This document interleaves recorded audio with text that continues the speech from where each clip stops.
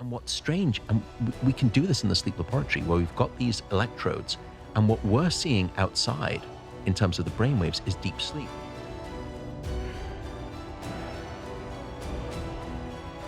I think from an evolutionary perspective, the first thing which perplexes me is the idiocy of sleep.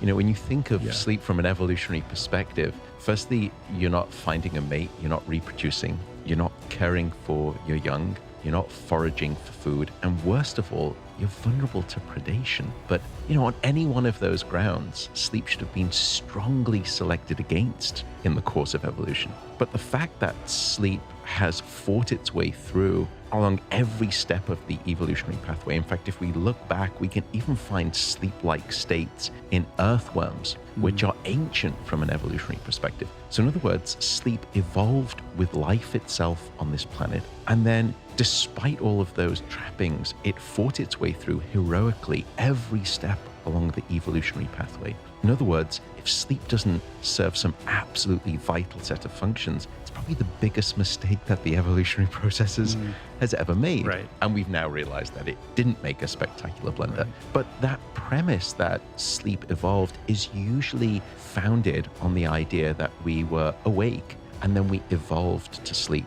And one thought that crossed my mind, and I was perhaps stupid enough to write it in the book, I wonder if it's the other way around. Why did we assume that we evolved sleep? Why don't we assume that sleep is the de facto state of all birthed life on planet Earth? And it's from sleep that wakefulness emerged and evolved. Now, shy of a time capsule or some serious smelling salts, I'm probably not going to be able to go back and figure that out. But I think it's an interesting sort of way to sort of people are so misunderstanding of sleep and so understandably neglecting of sleep. Because most people, if you didn't understand what sleep is, you would think, well, my body gets some rest and my mind is dormant. And nothing could be further from the truth. There is an immense cascade of health benefits, this constellation of nighttime gifts that sleep will provide to your body. And every operation of the mind that we know is overhauled. Some spectacular things. In fact, during certain stages of sleep, your brain is up to 30%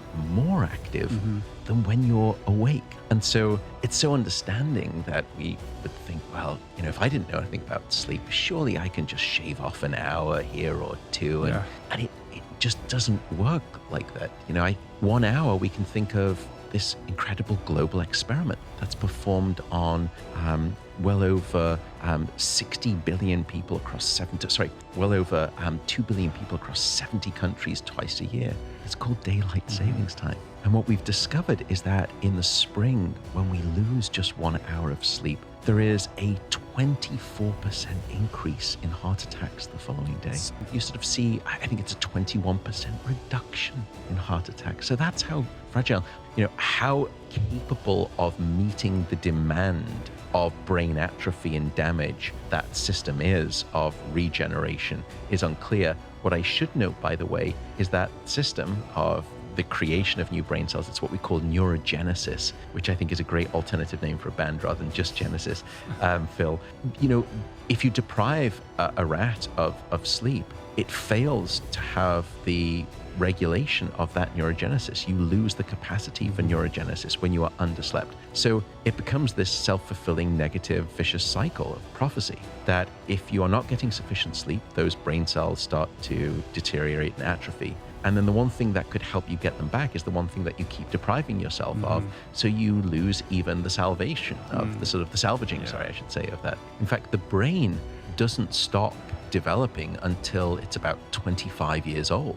And sleep plays a critical role in what we call brain plasticity, which is modeling the brain. It plays a role early in life. In the first couple of years, sleep seems to actually help wire up the brain. So it's almost like sleep at that time of life comes in to a new neighborhood. And like an internet service provider, it wires all of those homes with high-speed fiber optic cables. But then later in life, that's when during the teenage years, we've actually realized which homes are using the high bandwidth and which homes aren't really sort of drawing on that sort of, that broadband speed. And so then the role of the brain, it goes from expanding and creating lots of connections, which is called neurogenesis, to then actually synaptic pruning, which is where we now have to make the brain efficient for adulthood. We sculpt away the unnecessary and we keep the necessary. And sleep performs that role too in later teenage years. And as a consequence, if you are chronically undersleeping a teenager, you're effectively stunting brain development. And no one would wish that for their child. Early in life, in the first 5 or so years, you want to sort of, it's almost spray and pray attitude, a little bit like in investing. You just, gift all regions of the brain lots of connections. And then you let experience and time teach the brain which highways and sort of tributaries and avenues and lanes would you like to keep and which should be removed. So now, as you shift later in life, it's all about efficiency. Let's get this brain efficient. Because right now, when you've got this too much connectivity, it's good to sort of as a general blueprint to lay down, but then let life tell you which of those sort of, networks you should enhance and which you should actually remove. And it's later in life that we're removing those. And as I said, it's not until we're about 25 that the brain has finished all of that maturation. And that's why, the recommendation is 7 to 9 hours in adults. And I would argue in adults once they're past 25 years old. Before that, you need much more sleep than that.